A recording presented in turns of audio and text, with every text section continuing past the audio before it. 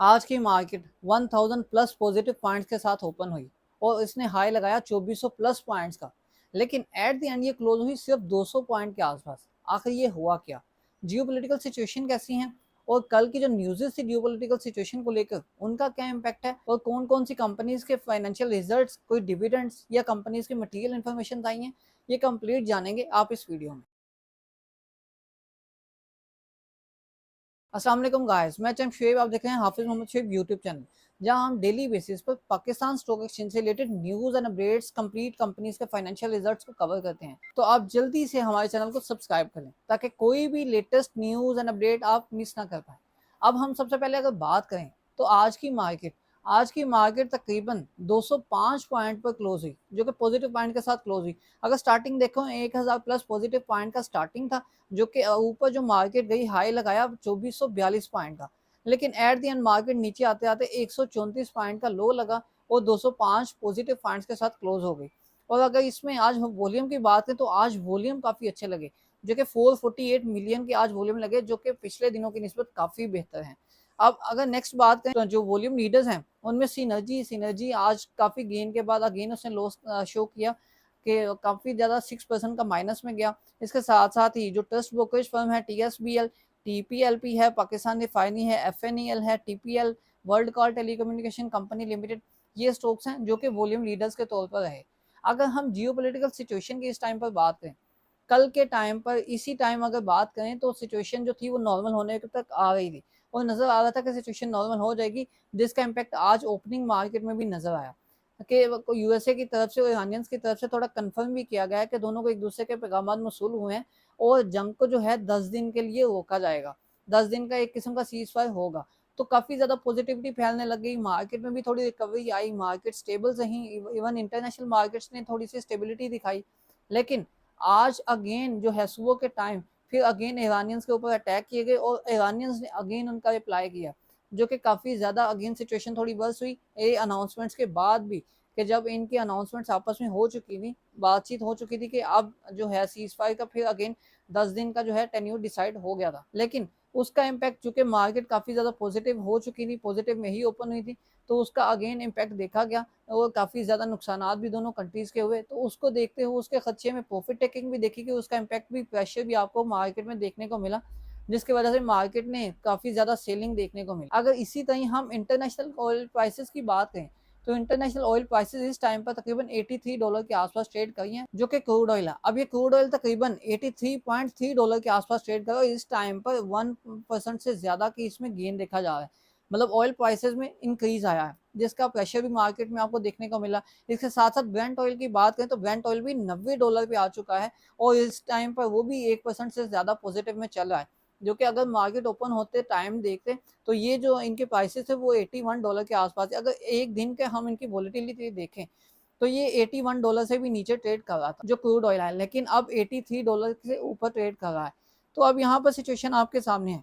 अगर हम international markets की बात करें तो इंटरनेशनल मार्केट्स में बेसिकली मिला जुला रुझान रहा। अब जिस तरह यूएसए की मार्केट में देखें उसमें माइनस इन नेगेटिविटी कल शाम में देखने को मिली और इसके साथ ही अगर हम अपनी मार्केट्स की देख लें, पाकिस्तान की मार्केट की सिचुएशन आपके सामने है और इसके साथ साथ इंडियन मार्केट्स को देखें तो उसमें माइनस इन नेगेटिविटी देखने को मिली 0.20% की।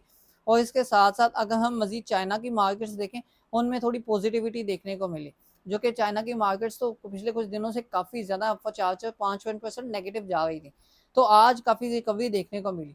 और इसके साथ अगर हम मजीद देख लें तो जो है यूरो स्टॉक्स 50 जो है उसमें 0.75% की इंडेक्स में थोड़ी बेहतरी देखने को मिली और इसी के साथ ही जो नाइकी 225 है उसमें 3% की पॉजिटिविटी देखने को मिली। तो इस तरह का मिला जुला रुझान और मोस्टली पॉजिटिव रुझान रहा इंटरनेशनल मार्केट्स में। अगर हम ओवरऑल सिचुएशन कुछ कंपनीज की कुछ न्यूज़ेस पर आ जाएं, अब सबसे पहले अगर हम बात करें कुछ कंपनीज की मटेरियल इन्फॉर्मेशन की, तो उसमें हम सबसे पहले बात करते हैं पाकिस्तान इंटरनेशनल कंटेनर टर्मिनल्स की। तो ये पाकिस्तान इंटरनेशनल कंटेनर टर्मिनल ने अपनी मटेरियल इन्फॉर्मेशन डिस्क्लोज की, जिसमें इसकी ओनरशिप जो है वो ऑफिशियली नए ओनर को ट्रांसफर हो गई है, इसकी कंप्लीट डिटेल बताई गई और उसके लिए एक मेजर कॉर्पोरेट इवेंट भी इन्होंने जो है वो बताया। अब यहाँ पर जो इवेंट है उसकी डिटेल है 21 जुलाई 2026 डेट तक की गई, जो कि Pakistan international container terminal limited की तरफ से हुआ। अब बेसिकली ये हुआ क्या था कि पीआईसीटी के जो बोर्ड ऑफ डायरेक्टर्स हैं उन्होंने तकरीबन 87 मिलियन के शेयर्स जो हैं उनकी ट्रांसफर को अप्रूव कर लिया है। अब यही शेयर्स ICTSI जो लिमिटेड बरमूडा है उससे जो है सी लिंक ग्रुप और एसोसिएटेड के नाम ट्रांसफर किए गए हैं। ये शेयर्स जो पहले इसकी होल्डिंग्स थी जो ICTSI कंपनी के पास थी उससे शेयर्स जो है वो ट्रांसफर हो चुके हैं। और इस एक्विजिशन में जो euro Asia terminals Pvt limited है वो भी सी लिंक ग्रुप का हिस्सा है, जिसने अभी जो PICT के शेयर्स हैं वो बाय किए हैं, उसकी एक्विजिशन हो चुकी है। अब सी लिंक ग्रुप एंड एसोसिएटेड के पास अब जो 87 मिलियन के शेयर्स मौजूद हैं और इसका मतलब है कि ये PICT का 80.52% इश्यूड शेयर कैपिटल के अब बराबर हैं कि इनकी इतनी परसेंटेज हो चुकी है। अब इसका मतलब है कि PICT का कंट्रोल अब ऑफिशियल इसी लिंक ग्रुप के पास चला जाएगा, जो कि अब इसकी टोटल मैनेजमेंट चेंज हो चुकी है, जो कि काफ़ी अब आपको मजीद इसमें थोड़ी सी चेंजिंग देखने को मिलेगी। अब इसके साथ ही अगर हम दूसरी एक डिटेल देखें जो है मारी एनर्जीज लिमिटेड की डिटेल। अब मारी एनर्जीज की तरफ से आज जो है PSX पर जो क्लैरिफिकेशन लेटर दिया गया। अब इसका मकसद मीडिया में जो चलने वाली खबरें हैं उसका जवाब देना था। अब बेसिकली खबरें अब ये जवाब किस तरह का आया कि अब जो पेट्रोसिन CNG PVT लिमिटेड है उसने मारी एनर्जीज के खिलाफ international chamber of commerce London में जो अपनी आर्बिट्रेशन केस फाइल किया है और तकरीबन 19.1 बिलियन डॉलर का, जो कि लगभग पाकिस्तानी 5.3 बिलियन रुपीस बनते हैं, उसके क्लेम किया है। तो पेट्रोसिन CNG प्राइवेट लिमिटेड कंपनी का कहना है कि मारी ने गैस सप्लाई एग्रीमेंट जो है उसका गलत तरीके से टर्मिनेट किया कि अभी टर्मिनेट उसका बनता नहीं था। अब मारी नजीज ने क्या जवाब दिया उस पर? मारी नजीज ने अपनी क्लैरिफिकेशन में कहा कि हमने एग्रीमेंट गलत तरीके से टर्मिनेट नहीं किया। मतलब ऑब्वियसली मारी नजीर ने अपनी क्लैरिफिकेशन तो इसमें देनी थी। अब सेम ऐसे ही जो गैस सप्लाई एग्रीमेंट की कंडीशंस थी, अगर उनकी बात करें तो वो पेट्रोसिन के पास वैलिड लाइसेंस होना जरूरी था, जो कि अब उसके पास उसका इशू बना। तो मारी का कहना है कि टर्मिनेशन के वक्त पेट्रोसिन के पास वैलिड लाइसेंस ही नहीं था, इसलिए वो जो एग्रीमेंट है वो खत्म कर दिया गया। तो यहाँ पर ये कंप्लीट क्लैरिफिकेशन आपके सामने कि मारी नजीज के खिलाफ जो केस है उसने अपनी क्लैरिफिकेशन थोड़ी दी है। अब इसके बाद नेक्स्ट अगर बात करें तो यह पेस पाकिस्तान लिमिटेड की कुछ मटेरियल इन्फॉर्मेशन, जिसमें इसके जो है रिलेशन एम्प्लॉयज जो शेयर ऑप्शन स्कीम है ये उसकी डिटेल है। अब बेसिकली इसमें हुआ क्या कि जो पेस है उसके अपने एम्प्लॉयज ने जो एम्प्लॉय शेयर ऑप्शन स्कीम है इसके तहत नए जो शेयर्स हैं वो इश्यू किए। इस वजह से कंपनी का जो पेड अप कैपिटल है वो बढ़ गया है, जिससे काफी कंपनीज की और कुछ जो पर्सन है उनकी जो शेयर होल्डिंग है उसमें थोड़ा चेंज आया है। और इसके साथ ही अगर हम मजीद देखें तो यह सितारा केमिकल इंडस्ट्रीज लिमिटेड की कुछ मटेरियल इन्फॉर्मेशन।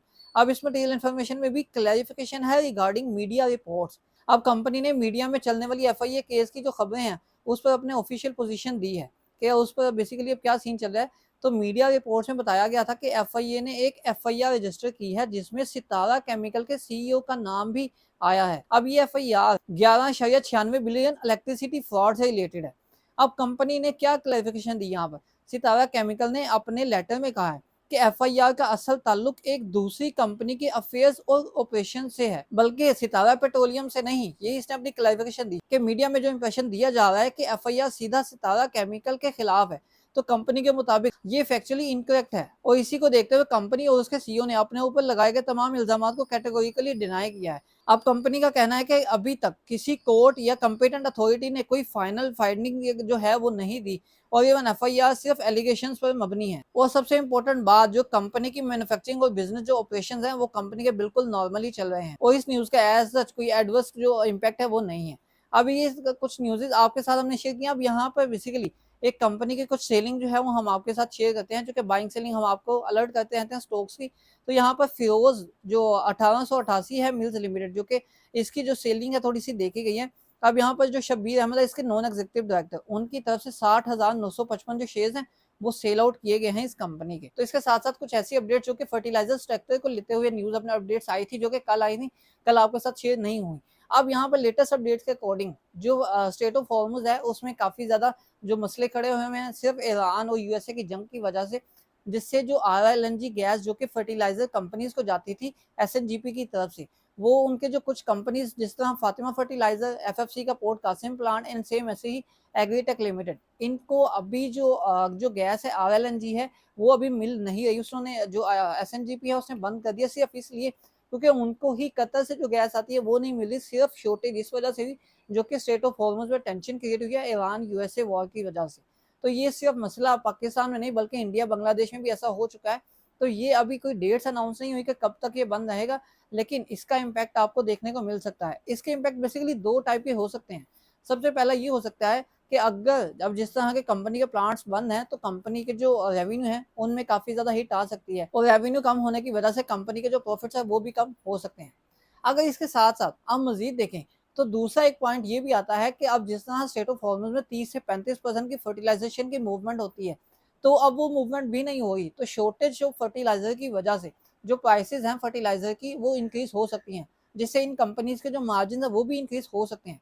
तो ये जस्ट कुछ ऑप्शन हैं जो कि आप नज़र रख सकते हैं इन कंपनीज़ पे, और इन कंपनीज़ के न्यूज़ एंड अपडेट्स और उन पर आने वाले इम्पैक्ट और उनके मार्जिन्स पर। और इसके साथ-साथ एक न्यू आईपीओ जो कि है जो security exchange and commission of Pakistan ने अप्रूव कर लिया है, जो कि ट्यूसडे वाले दिन आज जो है इसकी सर्कुलेशन, इसकी इश्यूएंस, पब्लिकेशन सब कुछ प्रोस्पेक्टस जो है वो टोटल इनिशियल पब्लिक ऑफरिंग के लिए ओके कर दी गई है, जो कि तस्दीक इंफॉर्मेशन सर्विसेज लिमिटेड का इसका आईपीओ आएगा। तो एससीसीपी से अप्रूवल हो चुकी है, और ये फिस्कल ईयर 2026-27 जो अब चल रहा है जुलाई से अगले जून तक, और ये एक्सपेक्टेड है कि अगले महीने में आपको ये आईपीओ देखने को मिले।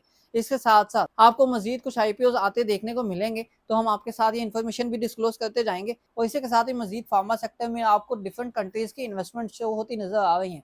इसी तरह $440 मिलियन जो हैं, उसकी इन्वेस्टमेंट अगेन फार्मा सेक्टर में चाइनीज़ कंपनीज़ के थ्रू जो सीपैक 2.0 है, उसके अंडर भी ये जो इन्वेस्टमेंट है वो की जा रही है।